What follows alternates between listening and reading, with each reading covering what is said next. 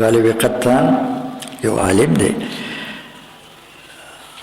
او دې سره سره د علم د محنت سره سره تاجر دی د خپل وخت د مالوچو د پنبې تجارت به کو نو دغه تجارت په حواله باندې کوفې ته تللی دی غالب قطان چېرته تللی دی کوفې ته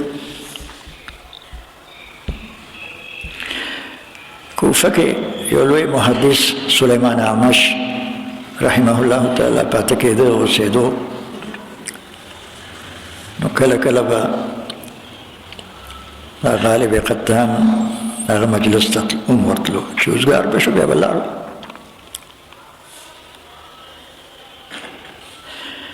یو شپه ده چې د غالب قطان هغه سره په مسجد کې شپه وکړه ایثار شوی دی چې ویې کتل احمش رحمه الله تهجد ته راپاڅېدلی دی او د سوره آل عمران دا آیات بیا بیا وایي شهد الله انه لا اله الا هو والملائكة وأولو العلم قائما بالقسط لا اله الا هو العزيز الحكيم بیا بیا دا آیات وایي او چې آیات ختم کی نو بیا داسې وایي وانا اشهد بما شهد الله وانا اشهد بما شهد الله به او زم د هغه خبرې ګواهي کوم د کومې خبرې ګواهي چې الله کړې ده فرشتو کړې ده او علماو کړې ده هغه خبره د لوی الله بارکه د توحید عقیده ده څه د الله د یووالي عقیده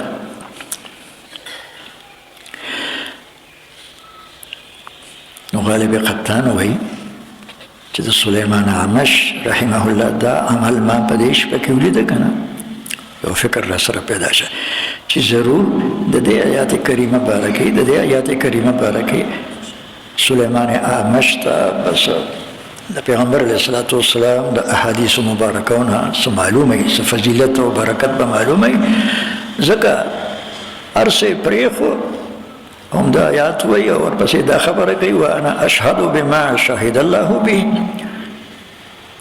وانا اشهد بما شهد الله به واستودع الله هذه الشهاده هغه سره گواهی کوم چې الله ور سره گواهی کړې ده او دا گواهی الله سره د خپل ځان لپاره ودیت ګرځوم دا گواهی الله سره د خپل ځان لپاره څه ګرځوم ودیت او امانت ګرځوم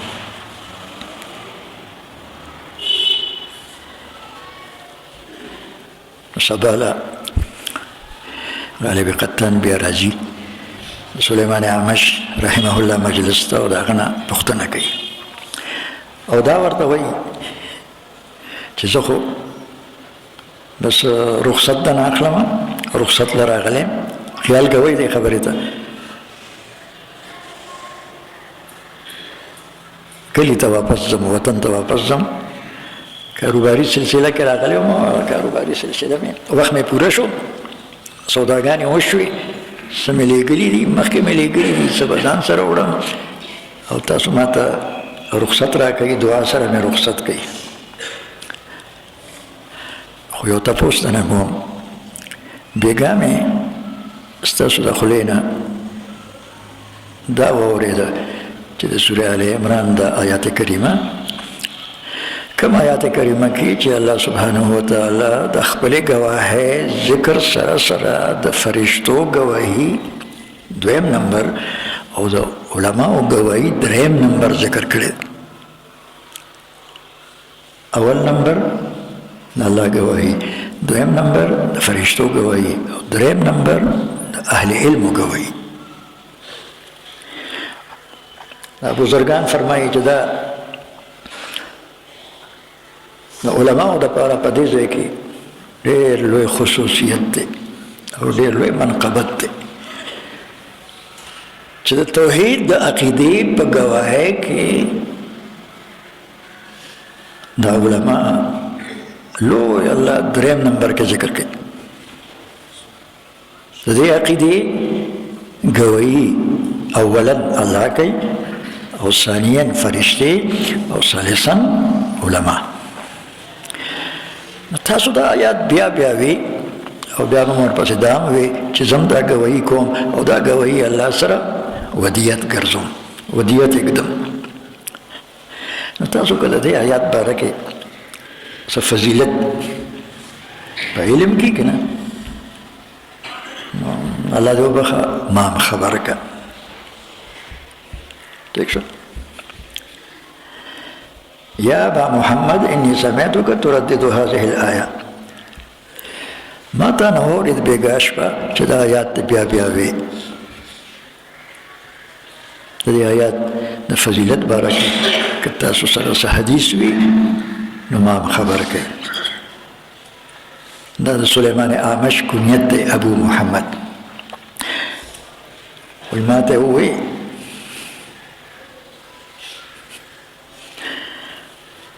او ما بلغك فيها او ما بلغك فيها. ولې د دې آیات باره کې چې څه فضیلت راغلی دی، څه ګټې خوړې شوي دي د دې آیات د لوستونکو دپاره، د آیات باندې عمل کوونکو دپاره، نو هغه ته نه دي رسېدلي لا تر اوسه پورې. وایي نه جي ما خو یو میاشت تا سره تېره کړه، څومره ستا په درسونو کې پاتې شم، تاسو څه نه دي ویلي. انا عندك منذ شهر لم تحدثني. یو میاشت شو چې تاسو سره کینم پاسم، تاسو مجلس ته راځم، تاسو نه مې څه نه دي اورېدلي.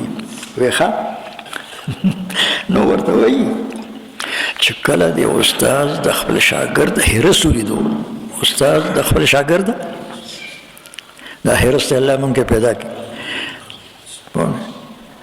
خو یو جمعه بله جمعه، یو اختر بل اختر، ټیک شو که نه، چې دا حرص یې ولیدو که نه. نو ورته وایي والله لا احدثک بها الی سنه، والله لا احدثک بها الی سنه. یو کال پورې درته دا خبره نه کوم، یو کال انتظار وکړې. څه وکړې؟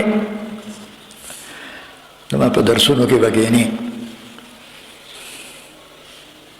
تاسو بلکل ټیک شوه. ملګري ورسره دي، د سفر ملګري ورسره دي، د کلي وطن ملګري ورسره دي، د بازار دکانداران ورسره دي، د خپل وطن. دا څه دی که نه، ټول یې واپس کړ. ویې وروره لاړ شي او زما بال بچو، زما نوکرانو، زما پارټنرانو، ټولو ته د اطلاع ورکوي چې زه کاله پورې په کوفه کې ایسار یم. سیمه دا مصیبتونه خو نو کنه، موبایل خو نه وای کنه چې موبایل لوچت کې او خلک خبر کړي. خپل ملګري چې رخصتۍ هغې ته ووایي چې دغه څه قصه وکړي، زما د طرفه دا اطلاع ورکړي چې زه به یو کال پس انشاءالله راځم. دې ته وایي د دین د زده کړې حرص. څه وایي ورته؟ د دین د زده کړې حرص. او دا زده کړه د فرایضو دپاره نه وه، دا زده کړه د واجباتو دپاره نه وه، دا زده کړه د سننو دپاره نه وه، دا زده کړه د فضایلو دپاره وه. څه دپاره وه؟ چې دا خبره م یاده کړه. زکات فرض دی، مونځ فرض دی، مونځ دپاره اودس فرض دی، تیمم فرض دی، د اودس بدل ټیک شو که نه، حج فرض دی، قربانی واجب ده، سرسایه واجب ده، د اخترونو منځونه واجب دي. دا د واجباتو دپاره، د فرایضو دپاره، او دغه رنګې د سننو دپاره نه و، دا د فضایلو د علم دپاره یو کال یې سړېدلی. دې ته دین باندې د ځان پوهولو، دین باندې د عمل کولو حرص وایي. دا الحمدلله رب العالمین دین هم آسان دی، د دین محنت هم آسان دی، دین هم آسان دی او د دین محنت هم آسان دی، دین باندې عمل هم آسان دی او دین نورو خلکو ته رسول هم آسان دی.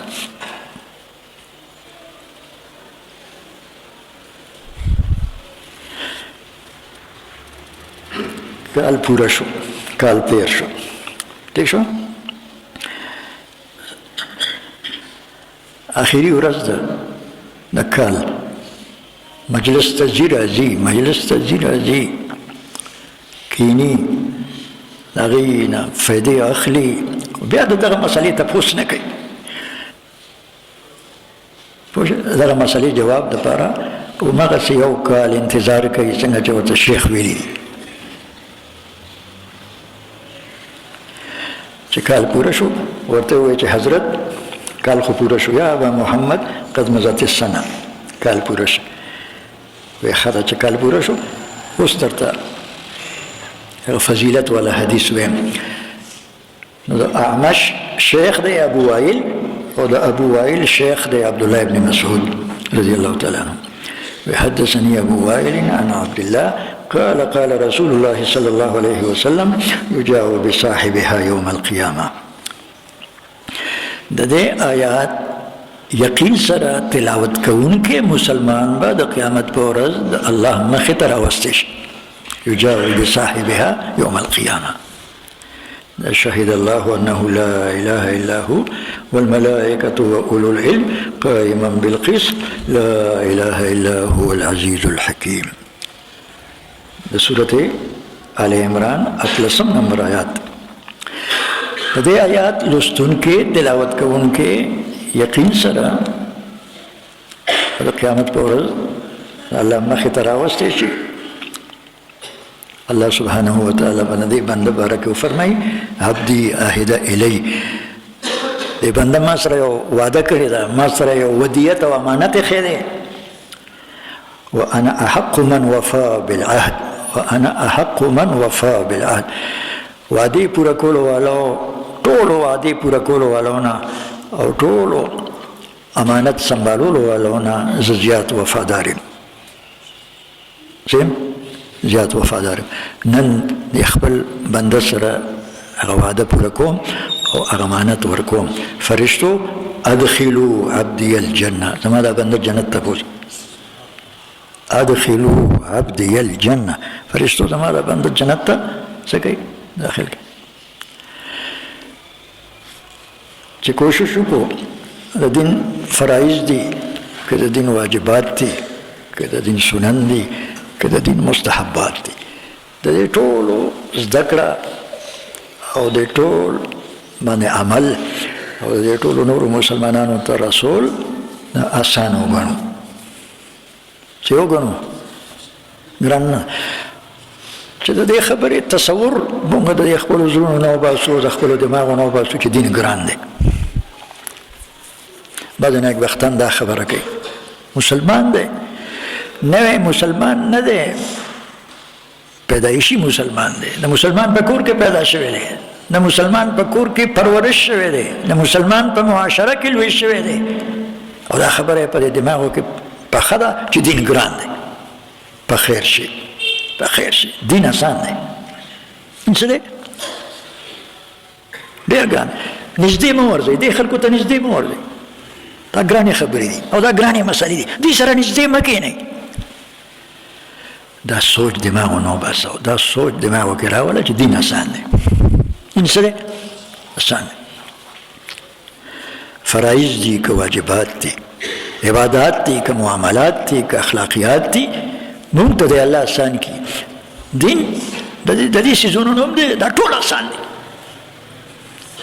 چېرته که ګرانوالی زما په ذهن کې راځي او زما په ذهن کې پروت دي، دا د دې دین قصور نه دی، دا زما قصور دی.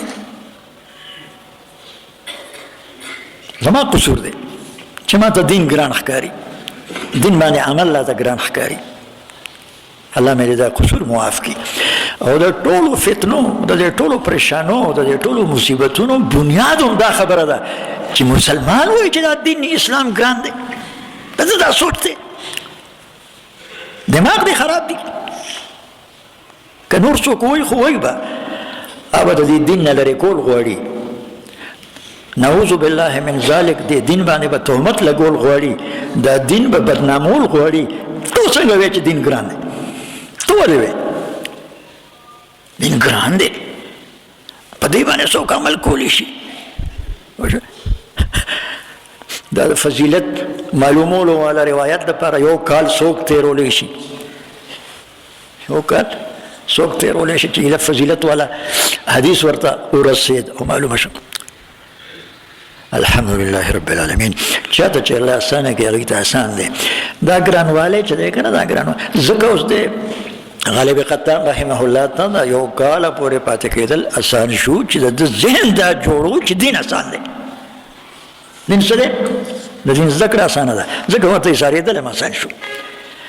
او دا خبره د ده په ذهن کې ځکه وه دا د ګرانوالي خبره نه وه، د اسانوالي خبره وه چې غالب قطان د شروع نه د اسان دین ته ځان نږدې کړی و. څوک چې ترې لري هغوی ته به دا دین ګران ښکاري. او زه د دې لپاره یو محسوس او مشاهد مثال دا وایم.